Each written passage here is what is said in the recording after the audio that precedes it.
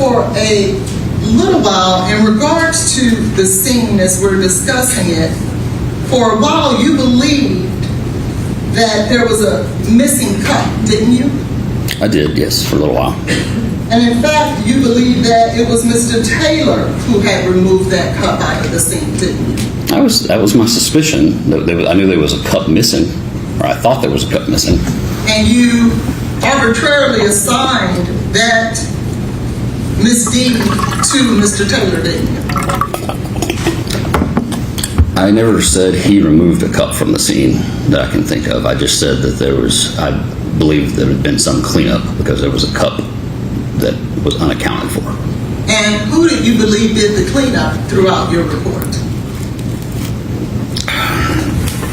Specifically of that cup, I don't know. You didn't think that it was Mr. Taylor who did the cleanup? Like I said, I don't know. I can say that the cup is in a picture that was on Jade's phone prior to her falling ill. And then later, when we get there, it is over by the sink, sitting next to the wall, the backsplash. Certainly sitting by the sink inaccessible for you to remove tape tests, correct? Yes, at that time, if we had known. And about this incident, did you, and that person is Keontae Jones, right? And to correct what I just said, he was not present on the phone call where she made the allegations. He was present on a return phone call made by Ms. Jackson with him merged into the call. Within minutes of that call, correct? Yes, it was a few minutes after. He was the only other person besides Ms. Jackson that would have heard Ms. Bennett in her distressed state. Would you agree with that? By that point, she was already believed to be unconscious, so he wouldn't have heard anything. Well, he didn't tell you that he heard her mumbling a little bit but couldn't make out words, but he could hear her trying to talk? I can't recall exactly. And knowing that he was present there that night, knowing that he was the only other person on the phone with her, did you bring him downtown to talk to him like you thought it was important to talk to Ms. Burks and Ms. Jackson? Not at that time at night. They were there available, ready to go, and I was going to have to follow up with him later. I also didn't even learn about him until that interview. Talked to him at a later time. And how did you talk to him at a later time? I've interviewed him over the phone. It wasn't important to bring him down? I've interviewed people over the phone all the time. I try to bring people down sometimes, and sometimes I'll talk to them over the phone. Sometimes I'll talk to them in the field. Did you do any research on Mr. Jones to see if he had any criminal history, to see anything nefarious about him? Objection, Your Honor. Let's let the lawyers step up.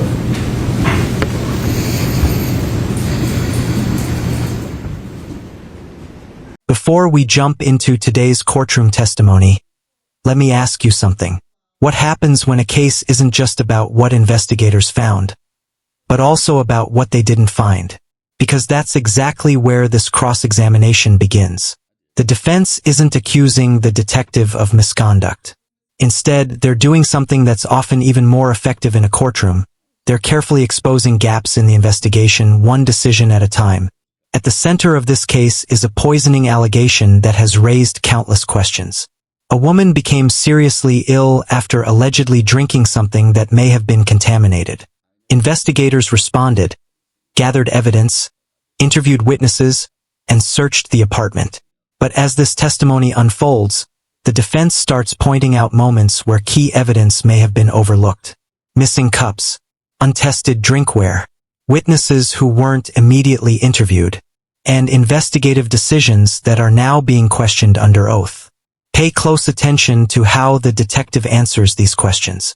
Notice how often you'll hear phrases like, "I don't know," "in retrospect," or "I wish we had."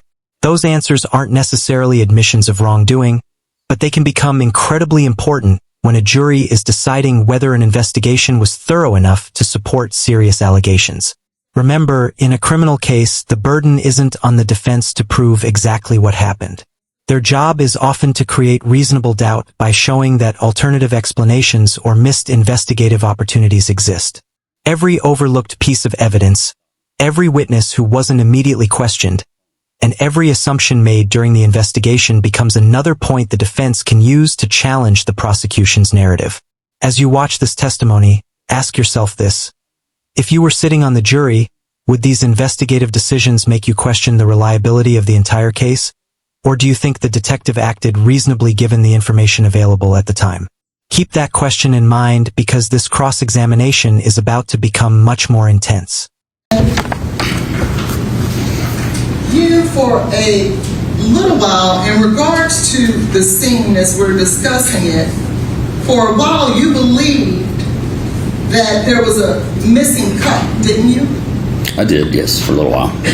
And in fact, you believe that it was Mr. Taylor who had removed that cup out of the scene, didn't you? That was my suspicion. I knew there was a cup missing, or I thought there was a cup missing. And you arbitrarily assigned that misdeed to Mr. Taylor, didn't you? I never said he removed a cup from the scene that I can think of. I just said that I believe there had been some cleanup because there was a cup that was unaccounted for. And who did you believe did the cleanup throughout your report? Specifically of that cup, I don't know. You didn't think that it was Mr. Taylor who did the cleanup? Like I said, I don't know. I can say that the cup is in a picture that was on Jade's phone prior to her falling ill. And then later, when we get there, it is over by the sink, sitting next to the wall, the backsplash. Certainly sitting by the sink inaccessible for you to remove tape tests, correct? Yes, at that time, if we had known. And so there was nothing stopping you from knowing because when you went in to execute the search warrant, the cup was right there the entire time, wasn't it? There was something to stop me from knowing it was relevant because we didn't get in her phone that night. So I was looking at the glasses that were on the island because glasses were mentioned in the interviews and looked at those as those were relevant. I wasn't inclined to seize all her drinkware. Well, wasn't there allegations that Ms. Benning was poisoned as a result of something she was drinking? Yes. Would it not have been important to grab every cup, every glass that you saw that was out if we were in search for exactly what happened there that night? Oh, in retrospect, I absolutely wish I would have done that, but just that night, I did not, because we thought those were the glasses that were in use. And then it's safe to say none of those glasses or those cups that you left there were tested, were they? The ones that were left there, no.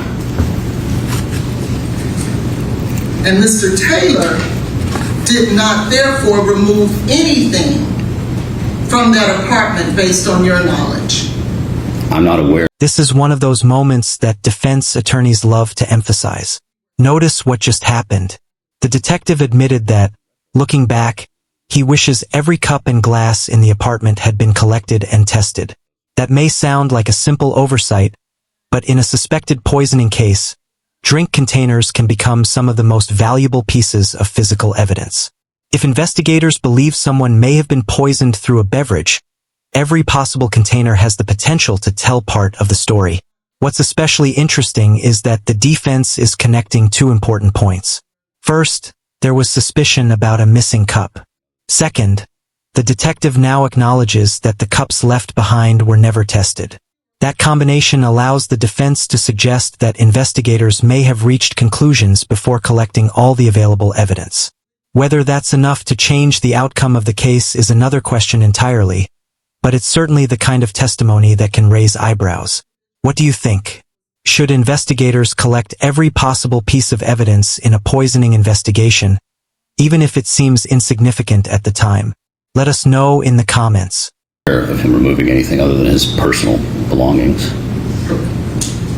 Now, as you were learning about the incident, you learned that there was another gentleman who was present that evening with Mr. Taylor, with Mr. Benning, and with Miss Jackson. Yes. And that individual not only was present in the house that night, he was also present on this phone call that Ms. Jackson says these allegations were made against Mr. Taylor. Would you agree with that? Yes. And when you learned about this incident, did you, and that person is Keontae Jones, right? And to correct what I just said, he was not present on the phone call where she made the allegations. He was present on a return phone call made by Ms. Jackson with him merged into the call. Within minutes of that call, correct? Yes, it was a few minutes after.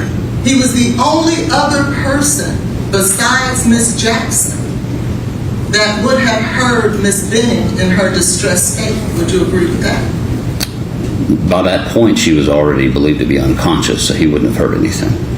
Well, he didn't tell you that he heard her mumbling a little bit but couldn't make out words, but he could hear her trying to talk? I can't recall exactly.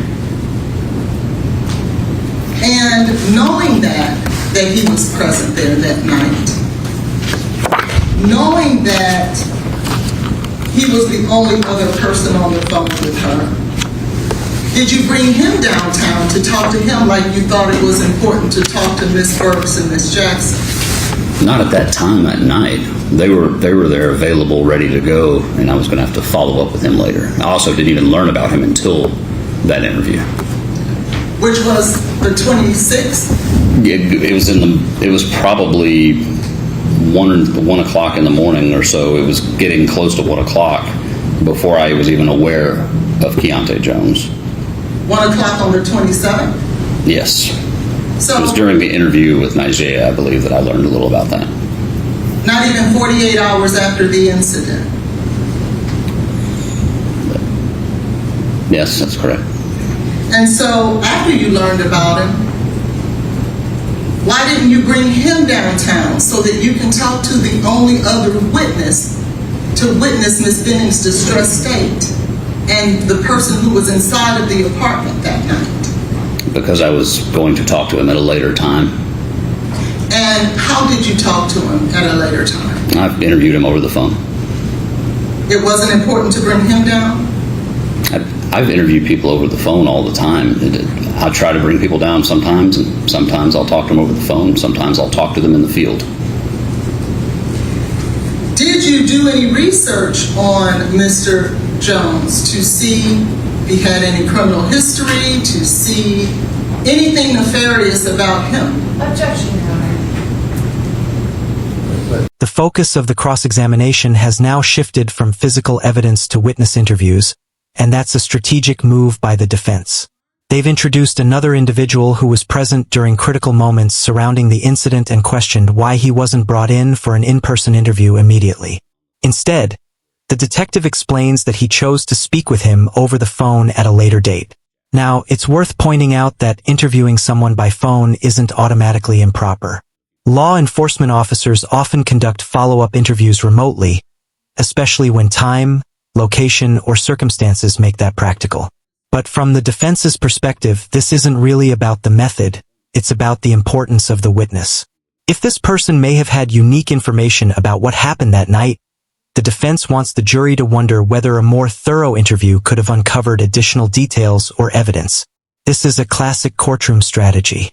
Rather than arguing that investigators intentionally ignored evidence, the defense is encouraging jurors to ask whether the investigation was complete enough to eliminate reasonable doubt.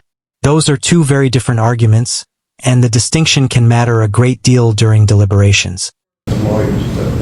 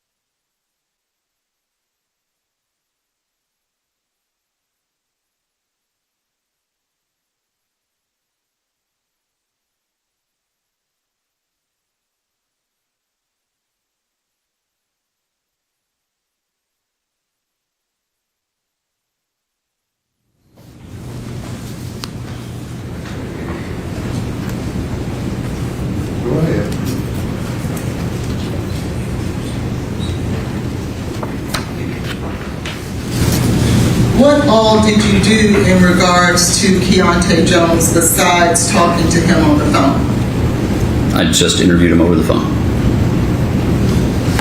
Now, after you met with Ms. Burks, you met with Ms. Jackson. Is that right? Yes. And she explained to you the context and things of their relationship, Mr. Taylor and Ms. Benning, correct? Yes, she did.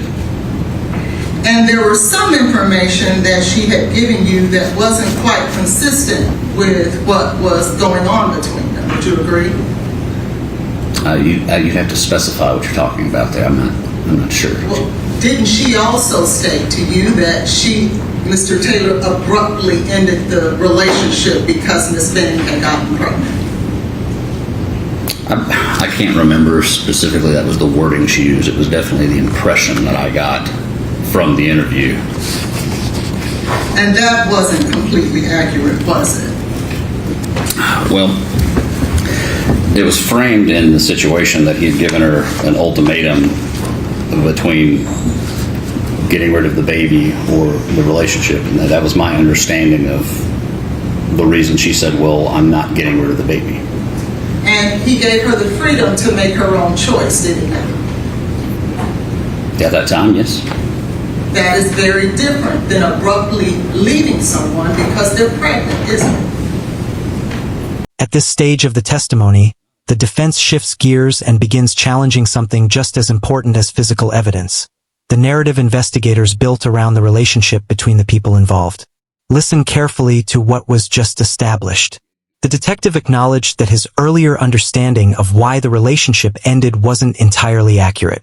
Instead of the relationship ending simply because of a pregnancy, the testimony now suggests there was an ultimatum, followed by a personal decision.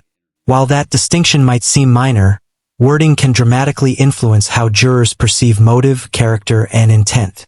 This is a powerful reminder that investigators often rely on witness statements during the early stages of an investigation.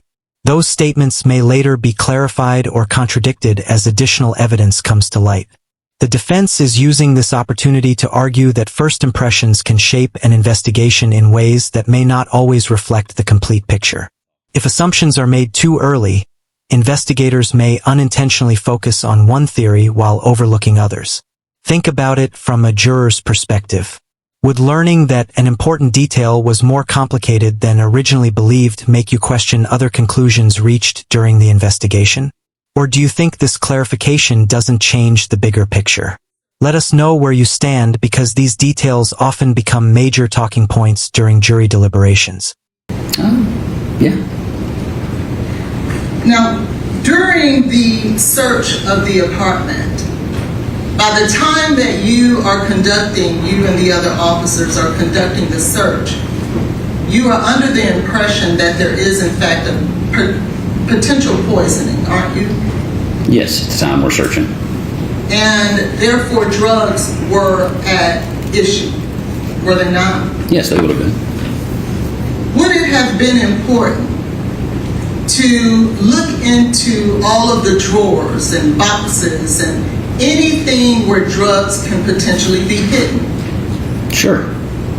That didn't happen, did it? I don't know. I didn't search the entire apartment myself. My entire team was involved in searching, so I feel like we did a fairly thorough search. But I don't know specifically what every single item, every container was opened, because there were several of us conducting the search. You'll agree with me that every box was not looked into. I can't say yes or no to that, because I didn't personally search everything in the apartment. Well, you didn't do that, did you? I didn't search everything in the apartment? Yes. No, I personally did not. My team, we conducted the search. You were the lead detective, though, right? Correct. You were running the show. Correct. You didn't instruct those officers who were there to find drugs to look in any place where drugs could be stored. Well, everybody knew that's what we were looking for, any evidence of poisoning. So that's everybody operating under that assumption and understanding. So if you didn't look into every drawer, every box, every container, would that have been an oversight? This may be one of the most significant exchanges of the entire cross-examination. The defense has moved beyond individual pieces of evidence and is now questioning the overall quality of the search itself. The lead detective admits he personally didn't search every drawer, box, or container, explaining that multiple officers participated in the search and everyone understood they were looking for evidence related to a possible poisoning. That's a common investigative practice in larger searches. But the defense isn't arguing about teamwork. They're questioning accountability. Notice the final question. If every possible hiding place wasn't checked, could additional evidence have been missed? The detective answers honestly by saying it's possible, while also pointing out that it's equally possible nothing else would have been found. That's a balanced response, but it also leaves the jury with uncertainty. And uncertainty is exactly what the defense hopes to create.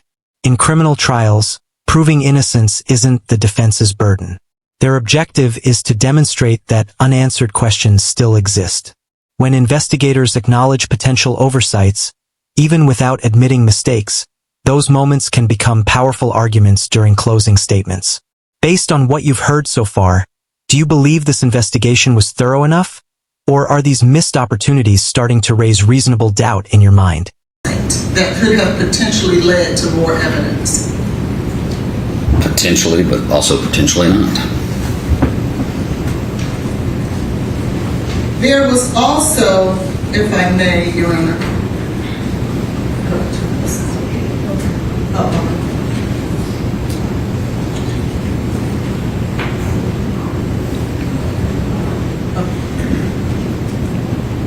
There was also talk about a pink liquid that Ms. Benning was drinking, correct? Yes. And there was talk about Ms. Benning stating that her drink tasted funny, right? Yes. And that is what made those cups so important to test, correct? Yes. This lemonade and fruit punch that was placed on the corner there, do you see that? Yes.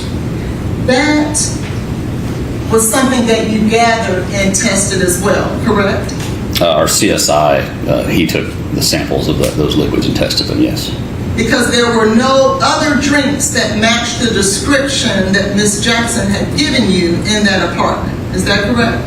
I'm not aware of any others. And you did, in fact, test those drinks? No, the crime lab did, yes.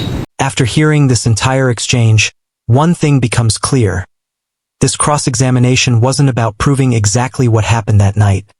It was about testing the strength of the investigation itself. Throughout the testimony, the defense highlighted several key issues. A cup that wasn't immediately recognized as important, drink containers that were never collected or tested, witnesses who weren't interviewed in person, and questions about whether every possible location in the apartment was thoroughly searched. Individually, each point might seem relatively small, but together, the defense is encouraging the jury to view them as part of a larger pattern of missed opportunities. At the same time, it's important to recognize the detective's perspective. Investigations often unfold under intense pressure, with officers making decisions based on the information available at the time. Hindsight almost always provides a clearer picture than investigators have during those critical first hours. That's why cross-examinations like this are so important. They allow both sides to examine whether those decisions were reasonable or whether they left too many unanswered questions. Ultimately, it's not up to the attorneys or even the witnesses to decide the outcome.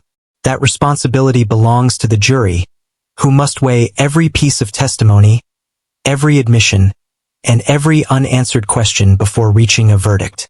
Do you think this testimony exposed genuine weaknesses in the investigation? Or do you believe the detective acted reasonably under difficult circumstances? We'd love to hear your thoughts in the comments. And it turned out that there was nothing in there that would be the equivalent of cocaine or anything else that could poison someone, correct? That's correct. What we've witnessed today is a textbook example of why cross-examination is one of the most important parts of any criminal trial. The defense carefully questioned the detective's investigative decisions, focusing on missing evidence, untested drink containers, witness interviews, and the overall execution of the search. Rather than accusing investigators of misconduct, the defense sought to demonstrate that critical opportunities may have been missed, opportunities that could influence how jurors evaluate the reliability of the investigation. On the other hand, the detective consistently explained that his decisions were based on the information available during the early stages of the case and acknowledged that, in hindsight, certain steps might have been handled differently. Whether those explanations satisfy the jury remains to be seen, but this testimony clearly illustrates how every investigative choice can become a central issue once a case reaches the courtroom. Cases like this remind us that justice depends not only on the evidence collected but also on how thoroughly that evidence is gathered, preserved, and presented. Every detail matters, and every question raised during cross-examination has the potential to shape the jury's final decision. If you found this courtroom breakdown insightful, be sure to hit that like button, subscribe to the Judge Talk, and turn on notifications so you never miss our latest courtroom analysis. We'd also love to hear from you. Do you think the defense successfully raised reasonable doubt? Or do you believe the investigation was thorough enough? Share your opinion in the comments below, and if you enjoyed this video, don't forget to share it with friends and fellow true crime fans. Thanks for watching, and we'll see you in the next courtroom breakdown.